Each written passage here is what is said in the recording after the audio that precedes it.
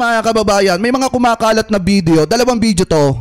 Yung nagsasalita si Sara Duterte at yung nadulas daw etong si Maharlika na sinasabi na makakalabas na daw po etong si dating Pangulong Duterte. Pero gaya nga po ng sabi ko sa inyo, may chance naman nga na makalabas etong si Digong. Pero mga kababayan, yung makakabalik ng Pilipinas mukhang malabo. Kasi nga kahit bigyan po siya ng interim release, mga kababayan, pakitama na lamang po ko hanggang dahig lamang po siya. Hindi siya pwedeng ibalik dito po sa ating bansa. Siguro mga kababayan, kung bibigyan siya ng pagkakataon dahil sumurrender naman siya, bibigyan siya ng pansamantalang kalayaan. Pero hanggang dahig Netherlands lang. Hindi siya pwedeng ibalik ng Pilipinas. Ano pa, pakitama na lamang po ako. So ito, pakinggan muna natin to. Yes, ma'am. Ako na, well, I hope message ko.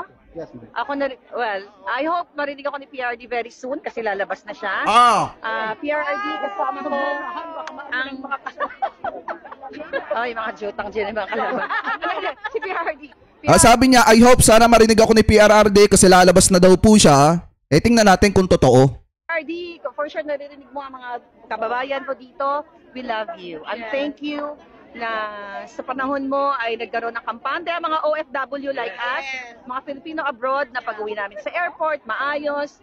And now, gulo na naman. But my message to you is stay strong, stay healthy, dahil nandito kami para sa laban na to. We will win. Dito na yung ayan. Sabi ni Maharlika, mga kababayan, sana naririnig daw ni dating Pangulong Duterte yung mga binibitawan niyang salita kasi lalabas na daw po etong si dating Pangulong Duterte. And then hindi pa dyan nagtatapos, may isa pang video na kumakalat, mga kababayan, na kung saan pinapakalat nila na makakabalik na daw ng Pilipinas etong si dating Pangulong Duterte. And then tingnan natin kung may katotohanan ba yung pinapakalat po nila sa mga kababayang Pilipino natin. Kasi kawawa naman, yung mga kababayang Pilipino natin na umaasa na makakabalik ng Pilipinas, etong si dating Pangulong Duterte at wala nang haharaping kaso sa International Criminal Court. Ano po, so ngayon, eto, pakinggan naman natin etong isa pa. Kababayan sa buong mundo. Wait lang i-ano natin, yan.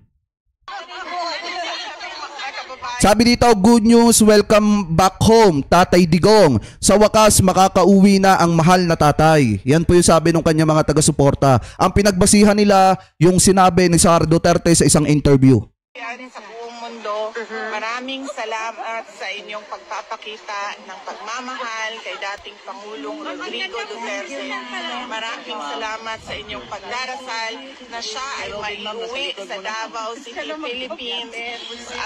Yun yung pinagbasihan nila. Yung sinabi ni Sara Duterte na maraming salamat sa inyong pagdadasal na siya ay maiuwi, maibalik sa Davao City, Philippines. Soonest possible time. At maraming salamat sa inyong pagpapakita ng suporta para sa aming pamilya at sa aming pinagdadaanan ngayon.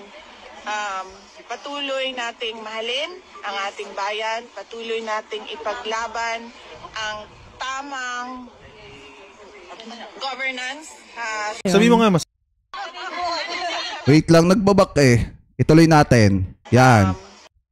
Patuloy nating mahalin ang ating bayan, patuloy nating ipaglaban ang tamang governance sa ating bayan.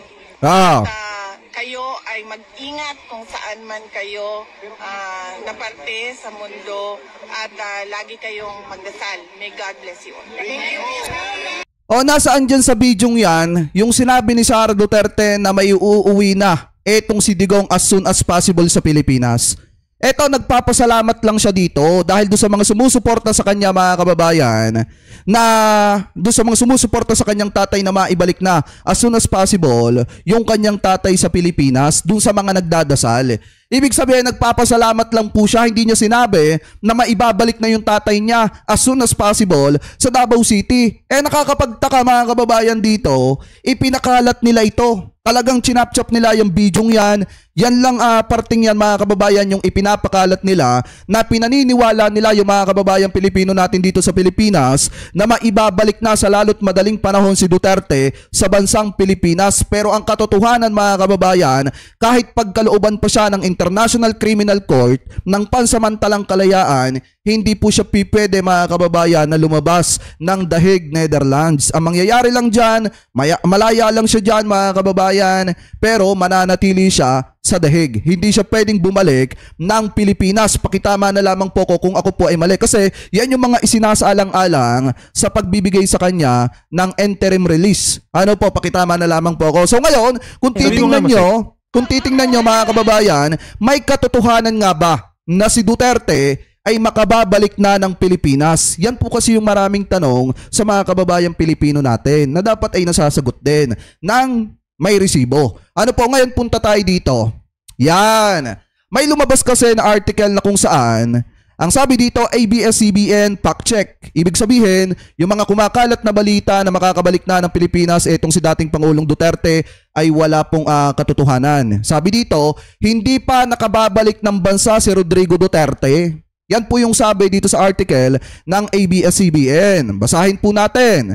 Taliwas sa mga kumakalat online, hindi pa makakauwi o nakababalik ng bansa si dating Pangulong Rodrigo Duterte na nahaharap sa kasong Crimes Against Humanity sa International Criminal Court. Kaugnay ng kanyang madugong pakikipaglaban sa ipinagbabawal na bato. Wala pang balitang humiling si Duterte ng interim release sa ICC at kung sakaling humiling siya, pagdidesisyonan pa ng korte mga kababayan. So ibig sabihin, yung pinapakalat po nila na balita taliwas po dun sa katotohanan.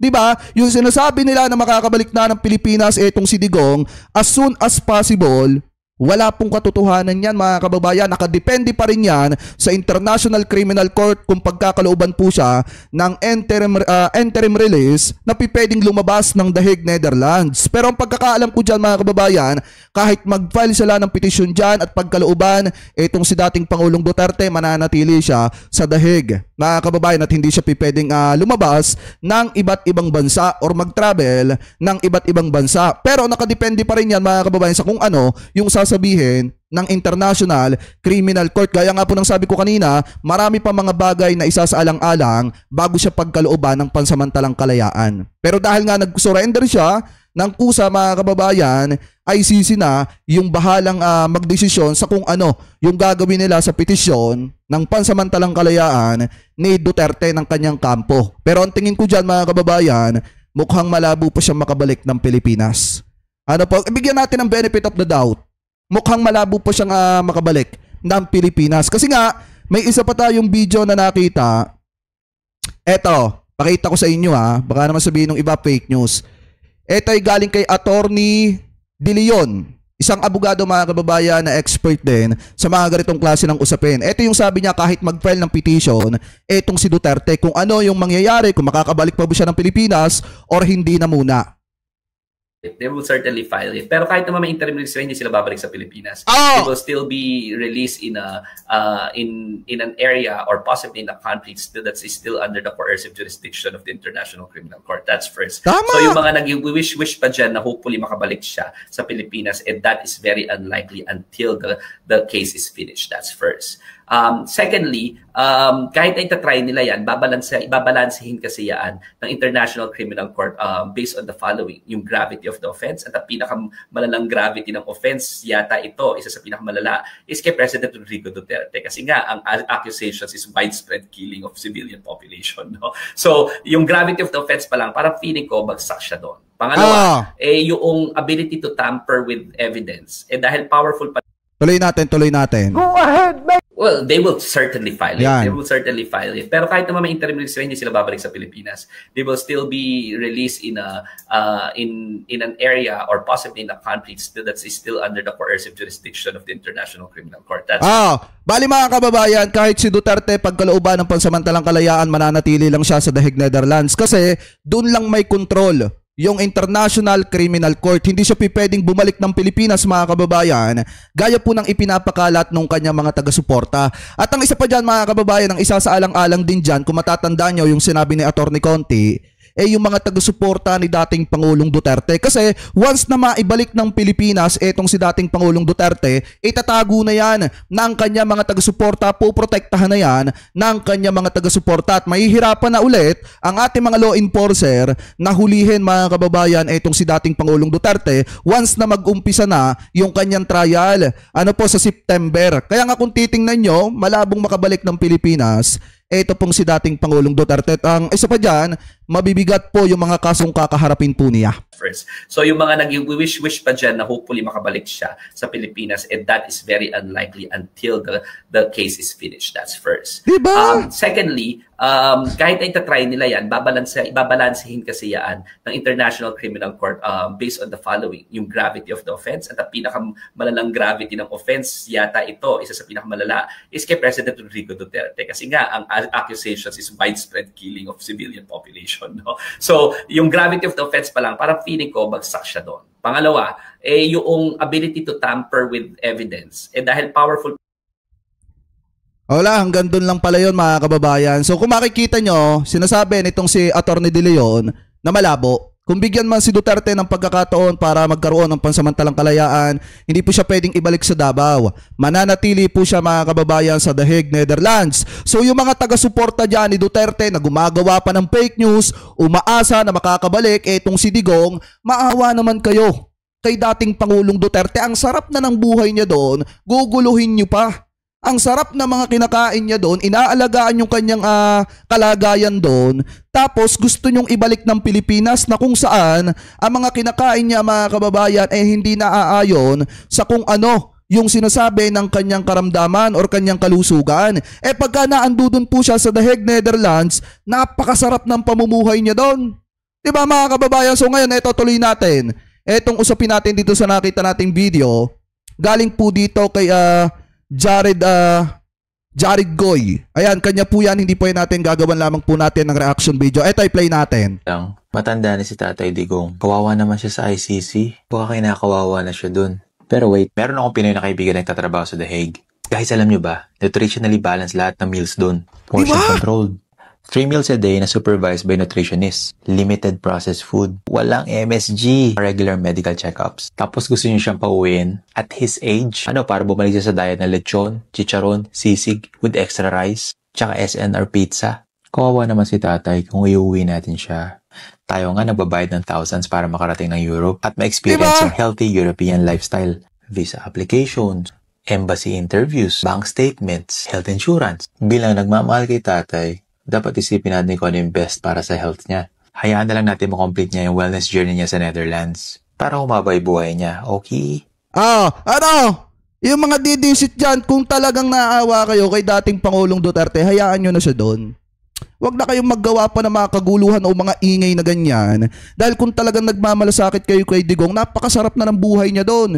Yung kanyang pagkain, nakabalance, masustansya mga kababayan. Dahil nga tinututukan ng mga nutritionist doon po mga kababayan sa The Hague, Netherlands. At especially, binabantayan yung kanyang kalusugan doon. Tapos gusto nyong pabalikin ng Pilipinas na kung saan paiinumin nyo lang ng Coke, mga kababayan. Diba? Kaya nga kung talaga nagmamalasakit kayo, hayaan nyo na etong si Digong doon. At saka ang katotohanan dyan mga kababayan, malabo na etong si Duterte na maibalik sa ngayon sa bansang Pilipinas. Kung mapagkalooban man siya ng pansamantalang kalayaan, hanggang The Hague, Netherlands lang yon. At hindi na siya pwede pa mga kababayan na bumalik ng Davao City hanggat hindi natatapos yung kanyang trial dyan po sa International Criminal Court. Hanggat hindi lumalabas yung husga ng hukom ng International Criminal Court sa mga kasong kinakaharap ni dating Pangulong Duterte. At ang isa pa dyan mga kababayan,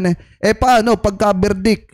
Kapag yung verdict ng International Criminal Court ay guilty, etong si Duterte mga kababayan, convicted.